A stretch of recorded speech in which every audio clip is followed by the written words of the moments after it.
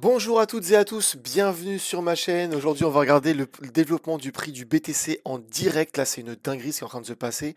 On est en train de breakout complètement en weekly. En fait, on a déjà des breakout en weekly, mais on est en train d'atteindre des targets qui sont extrêmement intéressantes. Je vais vous montrer ça tout de suite. Juste avant, j'aimerais vous remercier les gars. 777 abonnés, c'est énorme, énorme, énorme. J'en ai plus que doublé en même pas un mois, donc juste monstrueux. Merci aussi pour tous vos likes. Je vous rappelle juste que dans ma description, les gars, vous avez tous mes liens d'affiliation. Donc, affiliation, c'est pas parrainage classique. C'est-à-dire que vous avez des bonus en plus par rapport à du parrainage classique. Donc, par exemple, sur ZoomX, en ce moment, vous avez 100 dollars de bonus dès 100 dollars de dépôt. Donc, vous mettez 100 dollars sur votre compte, vous avez directement 100 dollars de bonus avec lesquels vous pouvez trader autant que vous voulez.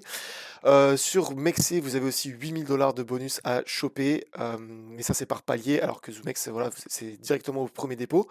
Les bonus en général sont distribués le jeudi, donc c'est juste pour vous le rappeler. Et vous avez tous les autres liens d'affiliation sur lesquels vous avez des bonus à récupérer, les gars. Donc n'hésitez pas. Je voulais aussi vous dire que vous avez mon Telegram sur lequel je vous partage des analyses en direct.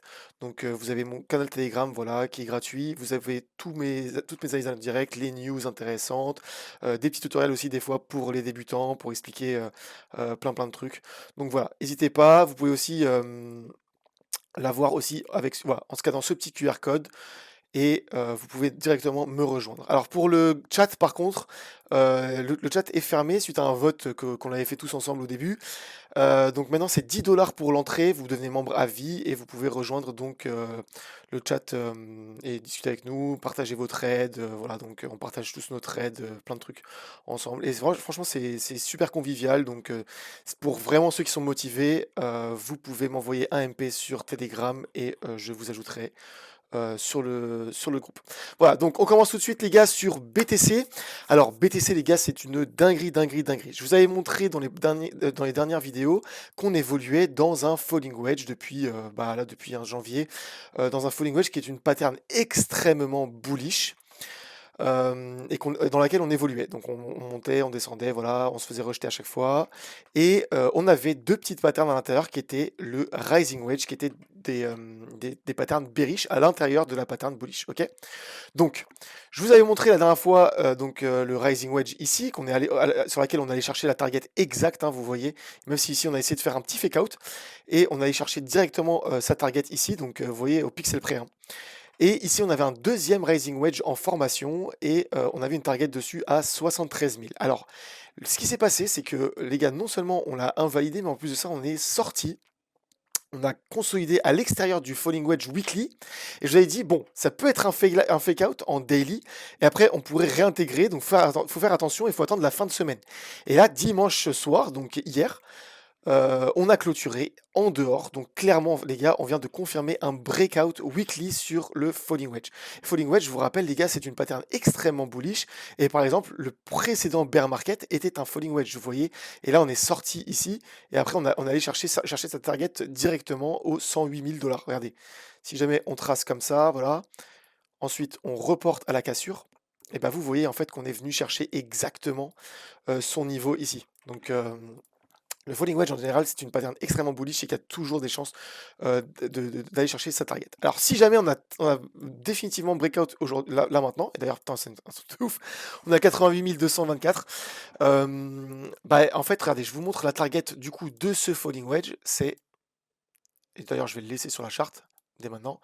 On a breakout ici, donc en fait on devrait aller chercher prochainement, à moyen terme, les 125 000 dollars sur le BTC. Donc voilà, extrêmement, extrêmement bullish comme target. Alors, ce que je voulais vous montrer aussi, c'est le CPR. Alors le CPR, les gars, je vous avais expliqué dans mes précédentes vidéos, voilà, c'est le Central Pivot Range. C'est un niveau pivot en fait qui nous envoie en général à différentes targets. Vous voyez par exemple, en fait en haut, à la hausse, vous avez le R1, R2, R3, et à la baisse, vous avez les targets baissières, donc le S1, S2, S2 et S3, etc. Donc là, en fait, regardez, ici, on était en train de consolider au début avril, on consolidait dans le central pivot, et on s'est fait expédier directement ici, on s'est fait expédier directement au S1. Vous voyez, on allait pixel près venu le taper. Et là, en fait, on a repump, on a revenu consolider dans le central pivot et je vous avais dit, si jamais on casse ce pivot à la hausse, eh ben, on devrait aller chercher le R1.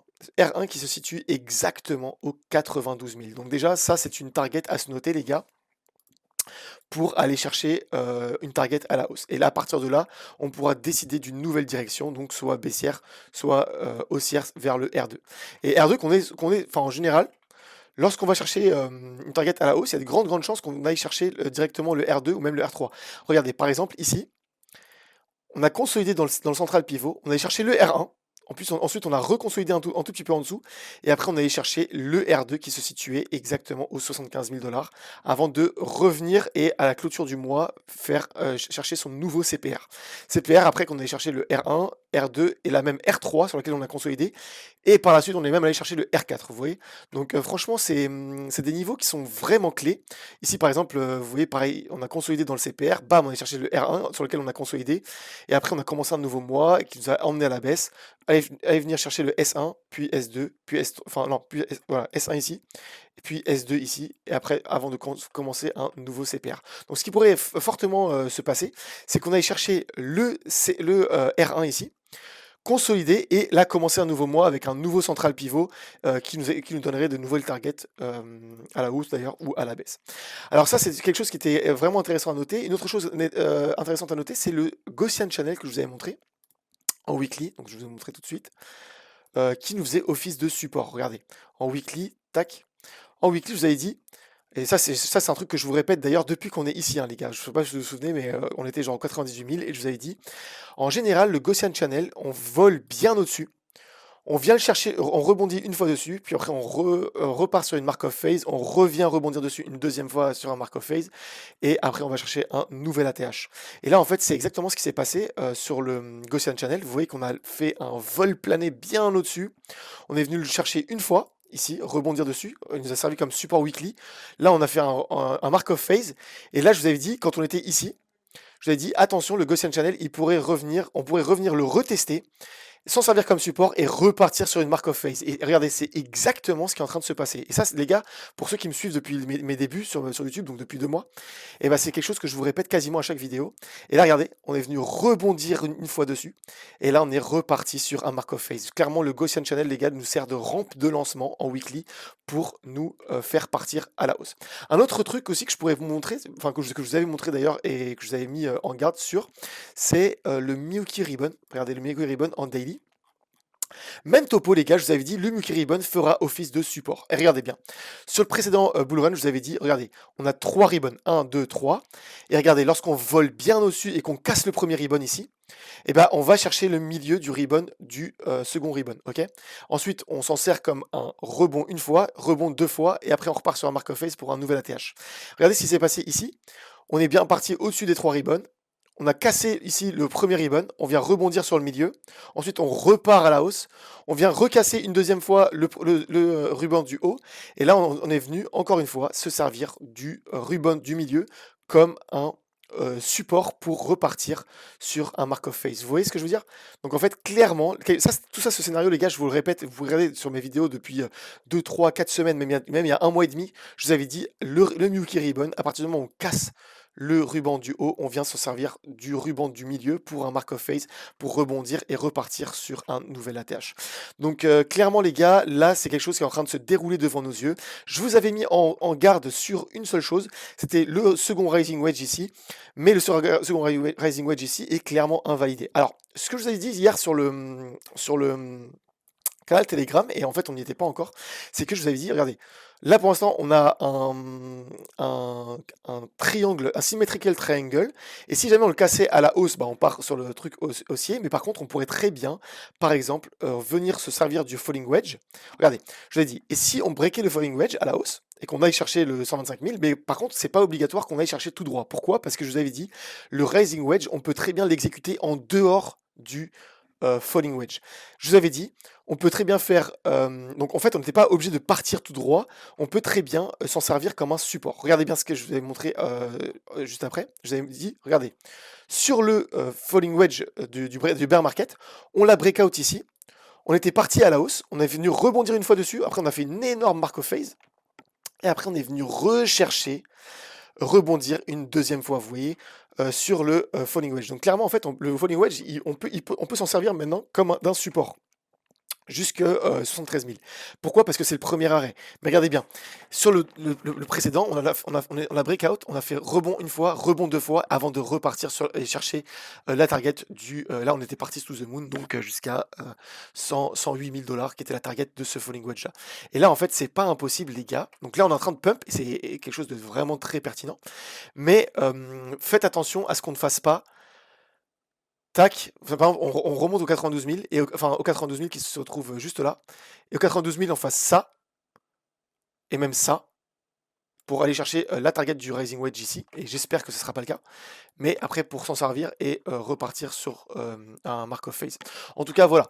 Là, on a des signaux en fait qu'on a vraiment breakout de manière haussière. Donc là, si on évolue, normalement, c'est en dehors de ce falling wedge. Donc clairement, ce sera dans cette zone-là. Et normalement, on est parti sur un mark of phase. Un autre truc que je voulais vous montrer, les gars, donc je vais enlever le Miroki Ribbon pour que ce soit lisible. Un autre truc que je voulais vous montrer, c'est le retracement de Fibo. Regardez bien. Si jamais on trace un Fibo ici, et un des niveaux à surveiller à la hausse, c'est de 90 000 ici. Pourquoi je vous ai dit que si jamais on monte au 92 000, ce sera extrêmement bullish? Parce qu'en fait, on aura cassé cette zone de rechargement. Je ne sais pas si vous vous souvenez, mais je vous avais dit que Attendez, je vais enlever ça. Mince, c'est pas ça. C'est ça que je vais enlever, voilà, pour que ça soit un peu plus lisible. Je ne sais pas si vous vous souvenez, les gars, mais sur un Fibonacci, je vous ai toujours dit, sur la zone de rechargement de short, elle est exactement entre 0,618 et 0,786. Et là, pour l'instant, on est en train d'évoluer dedans. Donc, il y a de très fortes chances, en fait, qu'on vienne ranger potentiellement pendant un petit moment aussi. Ici. Et le niveau à surveiller, c'est si jamais on casse pas les 90 000 et on repart à la hausse. Et là, en fait, ça annulerait la zone de rechargement de ce mouvement-là. Et après, on pourra reprendre le plus haut suivant, donc ici. Et là, on se dira, ok, target 94 000. Et en fait, pour invalider une tendance baissière, ce qu'il nous faut, les gars, c'est pour repartir sur une tendance haussière, en fait, c'est casser les zones de rechargement les unes après les autres sur le Fibonacci.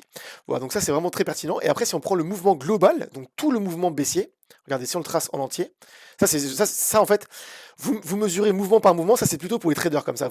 Là, vous mettez, vous dites, ok, là, techniquement, on est tranquille jusqu'au 90 000. Et là, clairement, on pourra pousser jusqu'au 90 000. Peut-être pas tout droit, hein, mais on pourra placer un long pour viser les 90 000 et aller chercher le haut de la zone de rechargement de short. Et là, en fait, ce sera un niveau difficile. Donc ça, c'est vraiment pour les scalp traders, ceux qui font des trades en futures. C'est ce qu'on fait en ce moment en fait sur mon groupe. Tout le monde trade en futures et essaie de choper des trucs. Mais si jamais vous tradez à long terme et que vous êtes investisseur comme moi, et vous tracez sur tout le mouvement entier, voilà, comme ça. Et là, vous avez les niveaux intéressants. Le niveau clé, les gars, un des niveaux clés, c'est la zone, le premier arrêt. Le premier arrêt, c'est 0,382. Alors là, on est en train, pour l'instant, de breaker. Ce qu'on va devoir surveiller, c'est est-ce qu'on fait une clôture en daily au-dessus.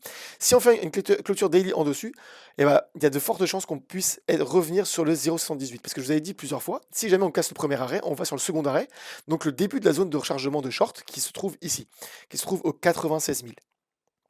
Voilà, donc là, en fait, ça, c'est des targets plutôt sur le mouvement entier. Et donc, j'espère, il faudra surveiller que on fasse bien une clôture, parce que si jamais on fait pas une clôture daily sous le premier arrêt, on peut se faire rejeter. Et là, en fait, on peut repartir et rebondir en fait sur le falling wedge pour aller chercher le rising wedge. Donc là, en fait, même si on pump, pour l'instant, moi, je pense qu'on est quand même dans une période de petite incertitude. Et on n'est pas pour l'instant sorti d'affaire. C'est-à-dire dans le sens où on va pas monter to the moon 125 000. On peut très bien faire ça, voilà. Tac, tac. Et là, repartir et partir sur les 125 000. Donc voilà. Donc pour l'instant, prudence, prudence. Là, on a des trades à choper. Hein, et les gars, là, on est clairement en train de se gaver. Tout le monde se gave dans le groupe. Là, je vois tout le monde trade. Ouais, regardez, hop, 22%. Énormément de... C'est une dinguerie quand même. Les positions là que certains d'entre vous, les gars, dans mon groupe sortent, c'est... Là, j'avais vu, c'était genre, il y en avait un qui avait sorti des 500% hier. C'était complètement là. C'est franchement des très très belles positions. Mais je sais plus qui c'est qui avait sorti un 500%. Je sais pas où, j'arrive pas à le voir là. Mais c'était assez insane. Mais je crois que c'était Erwan, si je me trompe pas. Voilà, ça c'est des trades, mais les gars, mais c'est what the fuck. Mais en tout cas, voilà, GG à vous. Et n'oubliez pas, les gars, si vous voulez trader comme ça, comme nous, vous pouvez récupérer tous les bonus comme ça.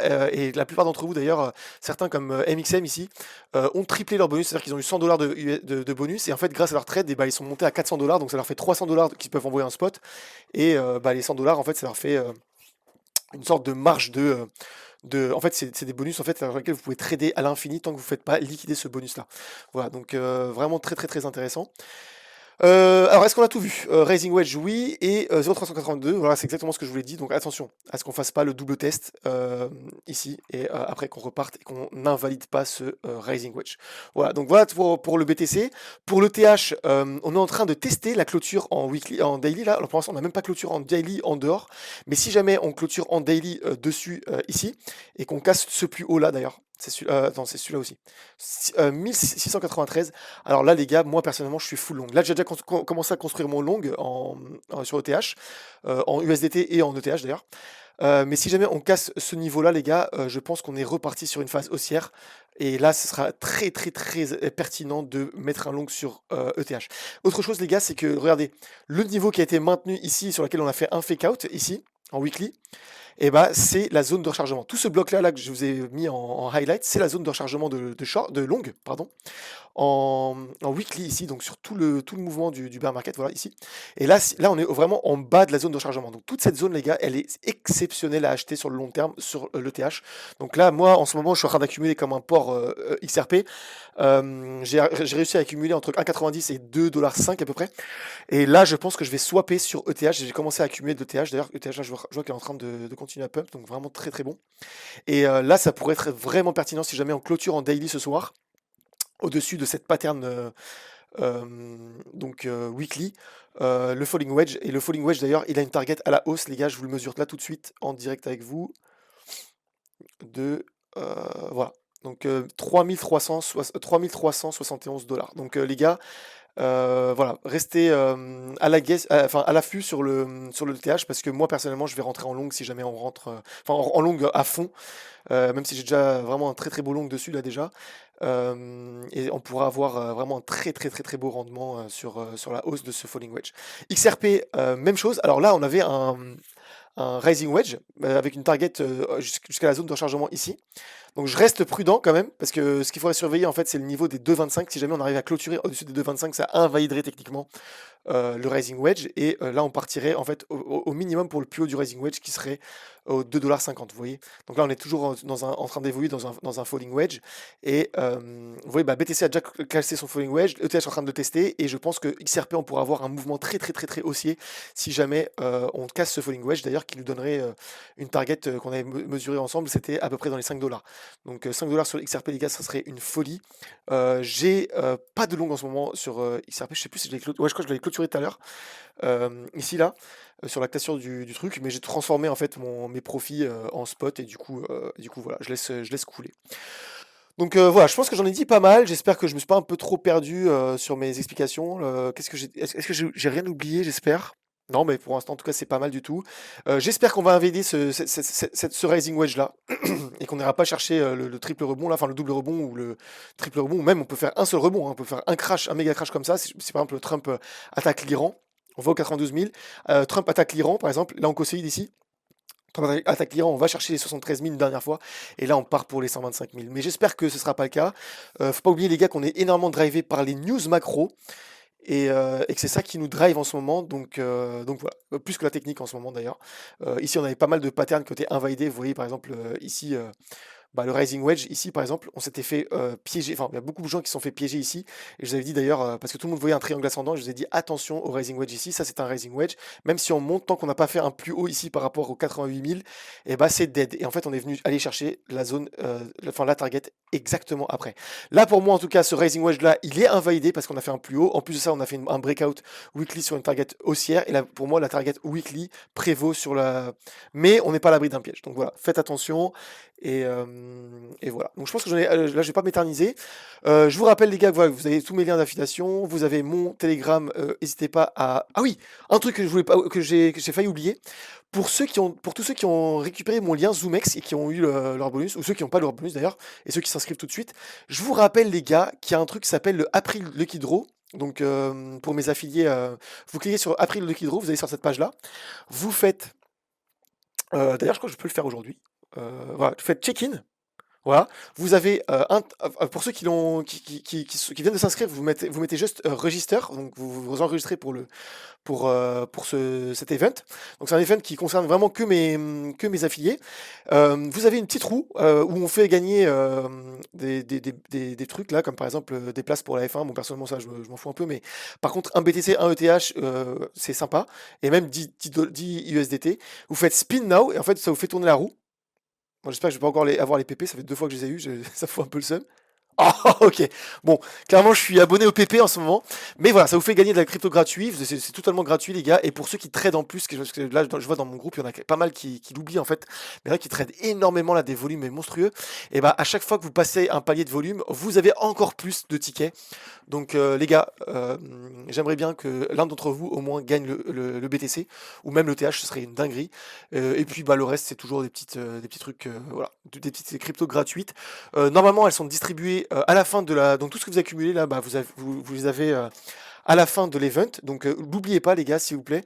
Ce serait dommage parce que c'est un event gratuit quoi, sur lequel on a travaillé avec Clem, donc le référent ZoomX. Et franchement, bah, c'est super cool pour vous faire gagner des trucs gratuitement. Voilà. Donc moi, quand je travaille avec une plateforme, pour vous faire, eh ben, c'est uniquement pour vous faire gagner des trucs. Voilà. Donc par exemple, là, les 100 dollars USDT, c'est quelque chose que vous ne pouvez pas avoir de base.